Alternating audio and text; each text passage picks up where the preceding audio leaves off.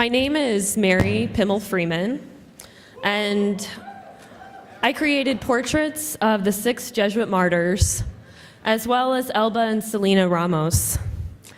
It is such an honor, and I'm so excited to be speaking with you tonight, to be part of this wonderful celebration and advocacy weekend.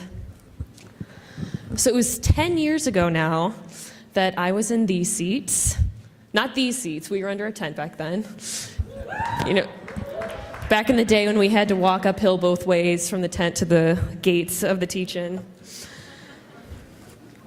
I was a freshman at Rockhurst when I learned about the Jesuit martyrs. I was in awe of their lives and their sacrifice, but I didn't know much about them as individuals. In 2006, when I started my painting project, I wanted to bring these Jesuits to life. I wanted people to remember that even though they have great respect and admiration for the Jesuits, we don't have to keep them out of reach on a pedestal. They can still come to life for us and still have things to teach each one of us. Because really, what Jesuit educator ever really wants to stop imparting wisdom on their students? We gathered this weekend to remember and celebrate the legacy of 6 Jesuits who were killed for their commitment to the poor and for living out their life, or for living out their calling as Jesuits. We remember this community of brothers, all with different talents and skills, but with the same commitment to the people of El Salvador. Some were already internationally recognized before their deaths, prophets ahead of their time. Others were intelligent, regular men living their lives as Jesuits, following their calling. The 2 women were killed as witnesses to the Jesuits' deaths. They had been staying with the Jesuits to be safe from fighting around the UCA campus. Tonight we remember Father Joaquin Lopez y Lopez, Father Lolo, who first grabbed my attention because of his described calm and quiet personality. He helped found the UCA, as well as the Fe y Alegría, Faith and Joy, an organization that helps promote education across the country of El Salvador and now has spread throughout Central America. He saw education as a main solution for the poverty and for the suffering of the poor.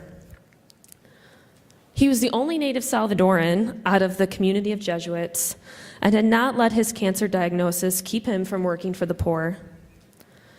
I chose to paint him in blue. Each of the Jesuits has a different primary color: blue, purple, red, orange, yellow, and green. The background quote roughly translates to, if your projects are for 5 years, plant wheat. For 10 years, plant a tree. But if they're for 100 years, educate a village. We remember Father Juan Ramon Moreno, whose ordinariness I so admire and respect. He was a regular man who allowed himself to be used by God for extraordinary purposes. He taught multiple subjects during his career, although he was a theologian. He helped update the archive system at the university, and he was said to catch fire when he spoke to groups about liberation theology. He's painted in orange to represent this catching fire. In the background are 2 quotes. He was a Jesuit novice master, a person who helped teach new Jesuits as they came into the order. And a Jesuit novice master is described as being a faithful and competent person whom all those in probation may love and to whom they may have recourse in their temptation and open themselves with confidence. We remember Father Armando Lopez, who is said to know best how to live out of a community of Jesuits who were said to be a bit of workaholics. He found balance between his work and his life and loved to garden. He was also a theology professor, as well as an informal counselor. He's painted in green to represent his vitality, as well as his love of gardening. The red circles in the background symbolize flowers. And the quote that surrounds them is from an interview he gave, where he says, "We sometimes talk of leaving also, but our hope is not in leaving. It is here.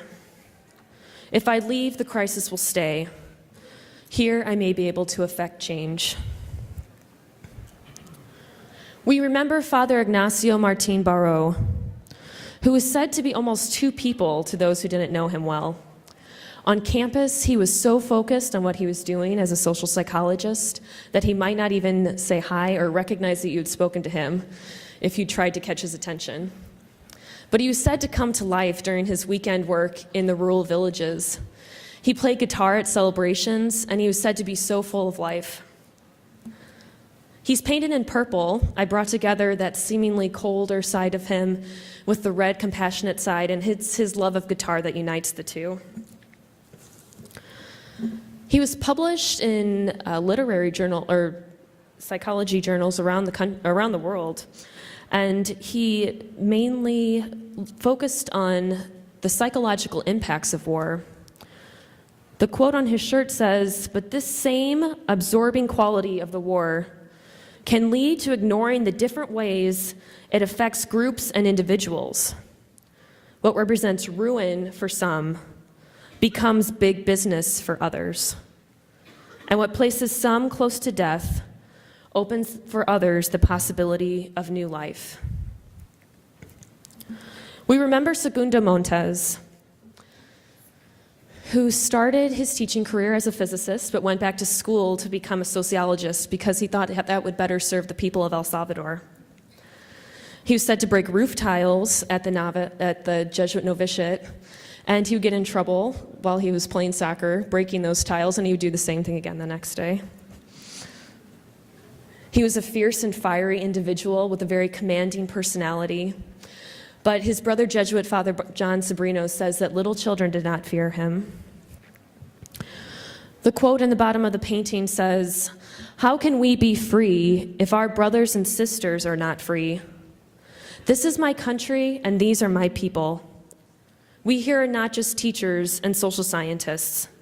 We're also parish priests, and the people need to have the church stay with them in these terrible times, the rich as well as the poor. God's grace does not leave, so neither can we." We remember Father Ignacio Ellacuría, whose commanding personality still intimidates me 8 years after painting his portrait. He was the rector and president of the university, and he was one of the main visionaries behind making the university a main avenue for social change in the country of El Salvador. For this, he was targeted and killed. He was always a person who was questioning authority and who was questioning unjust social structures, and this ultimately led to his death. The quote that I chose, which the speaker before me also quoted, is, "The Spirit breathes in many ways, and supreme among them is the disposition to give one's life for others, whether by tireless daily commitment or by the sacrifice of a violent death." And finally, we remember Elba and Selena Ramos, who were invited to stay at the Jesuit residence to have safety from the bombing near their home on the edge of the UCA campus, who were killed as witnesses to the murder of the 6 Jesuits, who were found dead in each other's arms the morning after their deaths by Selena's father, Elba's husband, Obdulio Ramos. We remember these 8 people. We remember their courage and bravery and their love of the people of El Salvador. We remember their sacrifice and their example. And I don't think that they knew that their lives and deaths would affect the world in such a powerful way. That 25 years later, we would be here thanking them for their sacrifice, for their example, for their love. That their deaths would help to bring an end to the Salvadoran Civil War. That thousands would begin to pay attention to atrocities committed by graduates of the School of the Americas.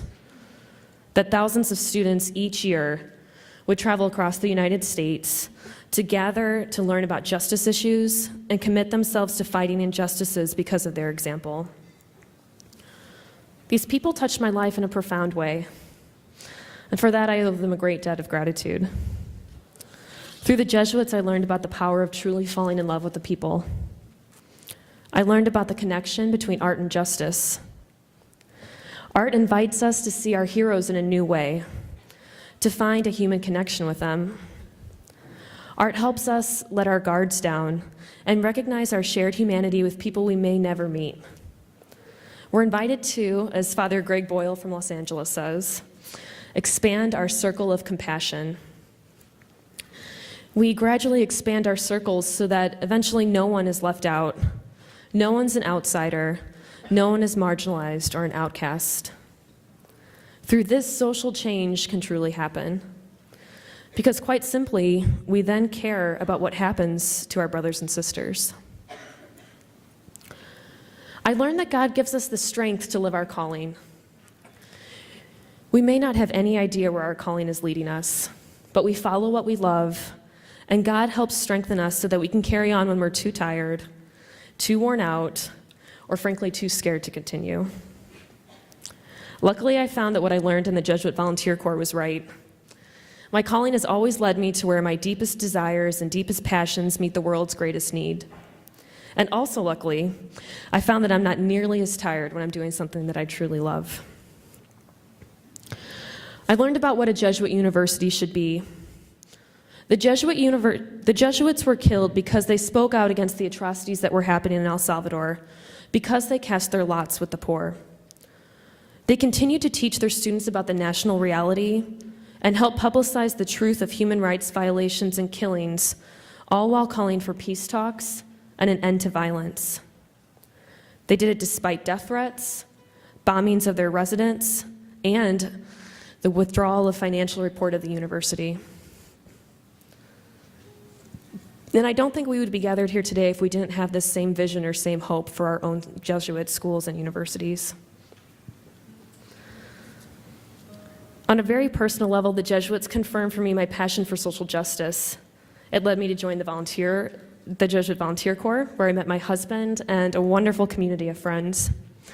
It led me to continue exploring my passion for painting. It led me to Loyola to earn a master's degree in social justice. And most recently, it led me to a new position at Casa Romero Center in Milwaukee. The Jesuits call each of us to find our true callings, to expand our circle of compassion, to stand up for justice. If we are to fall in love as the Jesuits did, it will include a responsibility to stand up for the voiceless, to advocate for the defenseless, to bring light to injustices, and to bring about social change. In closing, I hope each of you find your own inspiration from the Jesuits. I hope they'll guide you to your passion and your calling. I hope you each find where you're called to fall in love. Fall in love, stay in love, and it will decide everything. Thank you.